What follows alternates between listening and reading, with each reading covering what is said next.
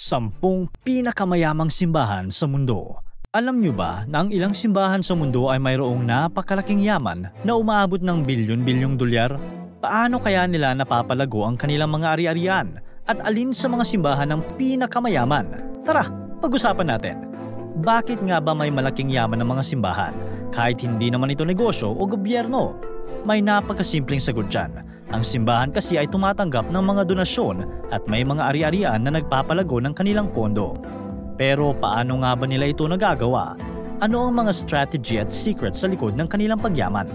Tingnan natin ang top 10 na pinakamayayamang simbahan sa mundo at alamin natin ang sagot sa ating mga tanong. Number 10.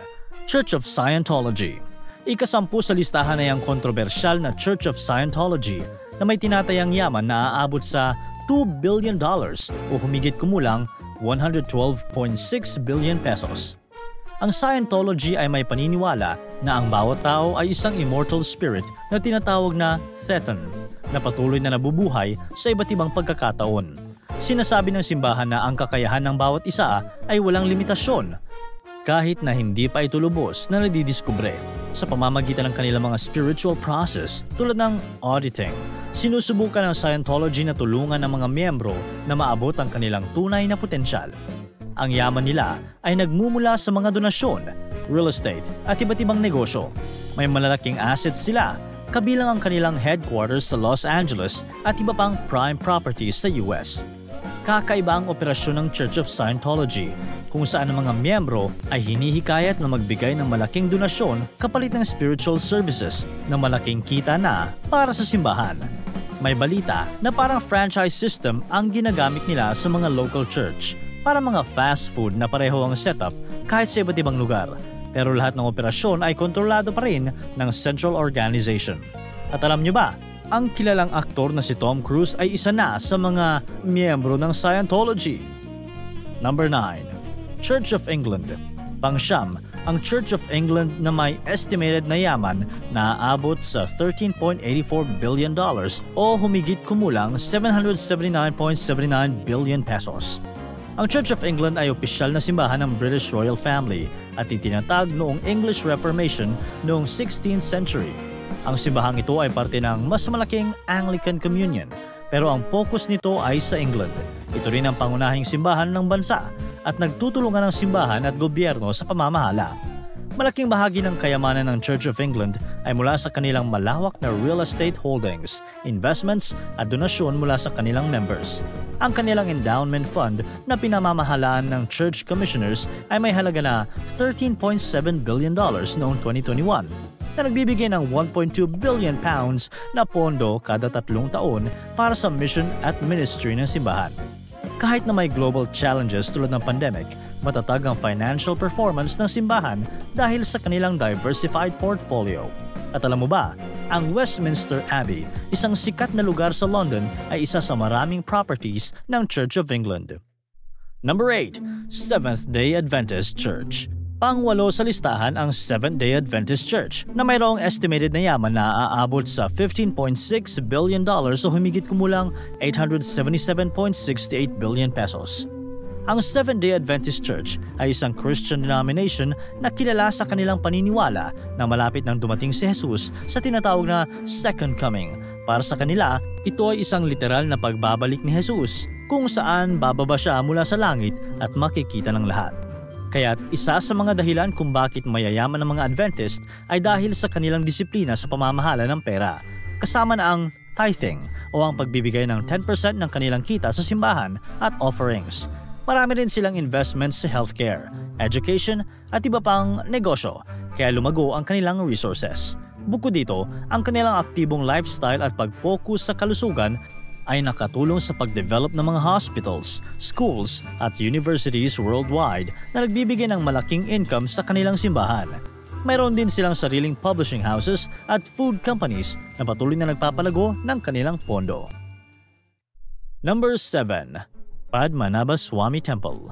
Pang-8 ang Padmanabha Swami Temple na may tinatayang yaman na $21.43 billion o aabot sa 1.21 trillion pesos.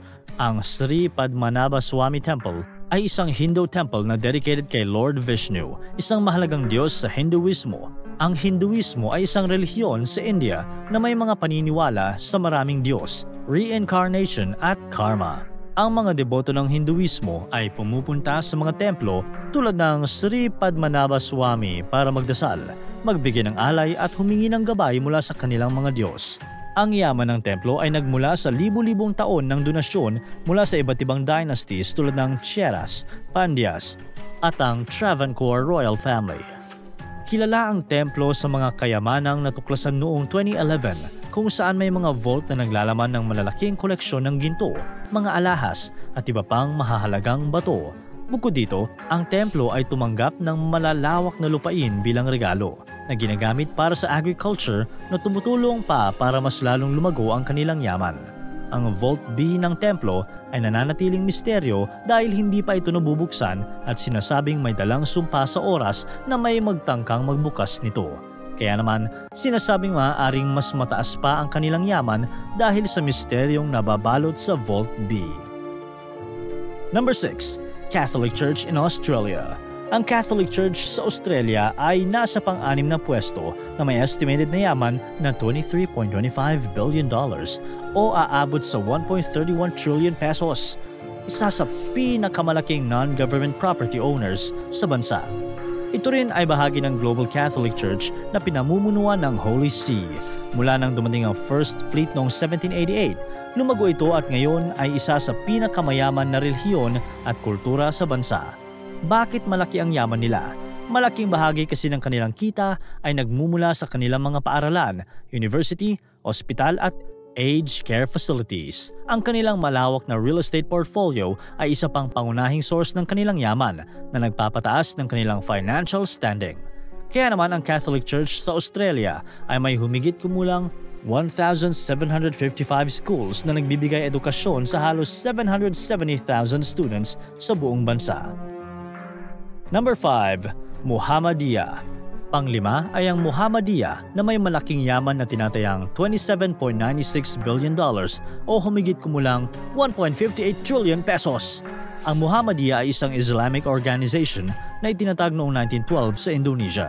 Layunin nito ang magdala ng modern interpretation ng Islam at alisin ang mga local tradition na hindi tugma sa mga turo ng Islam.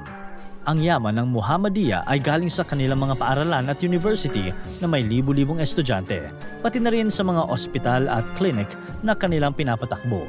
Kilala rin sila sa mahusay na pamamahala ng zakat, isang uri ng donasyon ng mga Muslim na ginagamit nila para sa iba't ibang proyekto.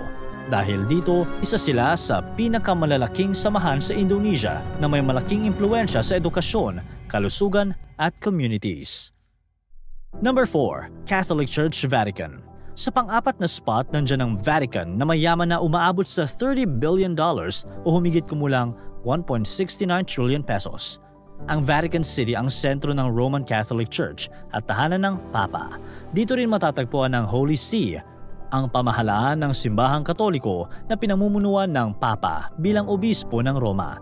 Ang kanilang kayamanan ay hindi lang sa cash o investments, kundi pati na rin sa priceless art at artifacts na nasa Vatican museums. Ang kanilang real estate properties sa buong mundo at investments sa iba't ibang financial markets ay nagpapalago pa ng kanilang yaman. At ito pa, ang Sistine Chapel sa Vatican ay isa sa mga pinakabinibisitang lugar sa mundo na may milyon-milyong turista taon-taon na nagdadagdag pa sa kayamanan ng Vatican. Ginagamit ng Vatican ang kanilang yaman sa pagpapanatili ng kanilang mga ari-arian, mga charitable projects at pagsuporta sa kanilang international missions. Ang mga pondo mula sa Peter Pence na isang espesyal na koleksyon para sa mga charitable activities ng Pope ay ginagamit para tumulong sa mga nangangailangan at mga refugee, habang ang kanilang mga investments ay nakakatulong sa pamamahala ng kanilang finances. Number 3. Tirumala Tirupati Devasthanams TTD. Pangatlo ang Tirumala Tirupati Devasthanams o TTD na may tinatayang yaman na $31.11 billion o aabot sa 1.75 trillion pesos. Ang TTD ay namamahala sa Tirumala Venkateswara Temple, isa sa pinakabanal na templo sa India. Kilala ito sa mga malalaking donasyon at alay mula sa mga deboto, pera, ginto at iba pang mahahalagang bagay. Sa katunayan, mahigit 11,329 kilograms ng ginto ang nakadeposit sa bangko na kumikita ng interes taon-taon. Bukod sa mga alay, mayaman din ang TTD dahil sa malawak nilang mga ari-arian at lupain sa buong India. Ang mga kita mula sa pagbebenta ng prasadams, darshan tickets at mga accommodation facilities para sa pilgrims ay nagdadagdag pa sa kanilang yaman. Ginagamit ng TTD ang kanilang yaman para sa mga proyektong pang-edukasyon, pangkalusugan at panlipunan, tulad ng free meal programs at medical services. Dahil sa epektibong pamamahala, isa ang TTD sa pinakamayayamang religious organizations sa buong mundo. Number 2. Catholic Church in Germany. Nasa pangalawang pwesto naman ang Catholic Church sa Germany na may estimated na yaman na aabot sa $47.24 billion hanggang $265.62 billion o humigit kumulang 2.66 trillion pesos hanggang 15 trillion pesos. Ang Catholic Church sa Germany ay isa sa pinakamayayamang simbahan sa Europe. Sila ay kilala sa kanilang Kirchensteuer o church tax, 1% ng income tax na binabayaran ng kanilang registered members. Ang Kirchensteuer ang pangunahing source ng kita ng simbahan na umaabot sa $7.4 billion noong 2021. Bukod pa dito, may malaki din silang investments at real estate holdings na nagpapatibay sa kanilang financial stability.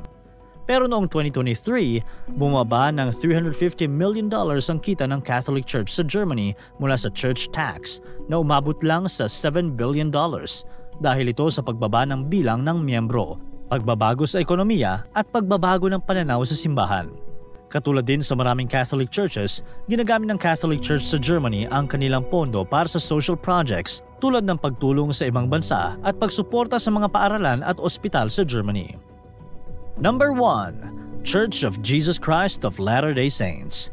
Narito na tayo sa Top 1, ang Church of Jesus Christ of Latter-day Saints o mas kilala bilang Mormon Church. Ay may estimated naman na yaman na aabot sa $265 billion o humigit kumulang 14.95 trillion pesos. Ang Church of Jesus Christ of Latter-day Saints na itinatag ni Joseph Smith noong 1830 ay isa na ngayong global religious movement. Kilala ito sa kanilang paniniwalang ang Diyos Ama, si Hesukristo at ang banal na Espiritu ay tatlong hiwalay na tao na nagkakaisa sa iisang layunin. Bakit naman kaya ganun sila kayaman? Ang kanilang yaman ay mula sa tithing o pagbibigay ng porsyento ng kita ng mga miyembro, malawak na real estate holdings at diversified investments. Ang kanilang commercial real estate, sakahan at financial investments ay ilan lamang sa mga pinagkakakitaan ng simbahan. Ang LDS Church ay may consistent na yaman mula sa kanilang malawak na real estate investments at tithing na nagpapatibay sa kanilang posisyon sa top spot. Ang consistency at transparency ng mga financial assets ng LDS Church ang dahilan kung bakit ito ang nangunguna sa listahan. Dagdag pa na trivia, ang Salt Lake Temple sa Utah, USA ay isa sa mga pinakasagradong lugar para sa mga Mormon at isa rin sa pinakamagandang religious architecture sa buong mundo. Yan na nga ang ilan sa pinakamayamang simbahan at religion sa mundo. Pero tandaan na nagbabago ang total amount ng kanilang yaman dahil sa mga pagbabago sa kanilang mga assets, donasyon, investments at economic conditions. Nakakabilib man ang laki ng yaman ng mga simbahan, huwag nating kalimutan na hindi lang ito tungkol sa pera o mga ari-arian. Ipinapakita rin ito na kaya nilang tumulong sa kanilang mga miyembro at sa maraming komunidad. Hindi na natin maaalis na may iba't ibang opinyon ng mga tao tungkol dito. Pero hindi maikakaila ang malaking papel nila sa kasaysayan at sa kasalukuyan. Ang tunay na yaman kasi ng simbahan ay nasa kanilang misyon na maglingkod at magbigay inspirasyon sa mga tao. Para tuloy-tuloy ang saya at kwentuhan, huwag kalimutan mag-subscribe sa Bubbly YouTube channel at pindutin ang notification bell.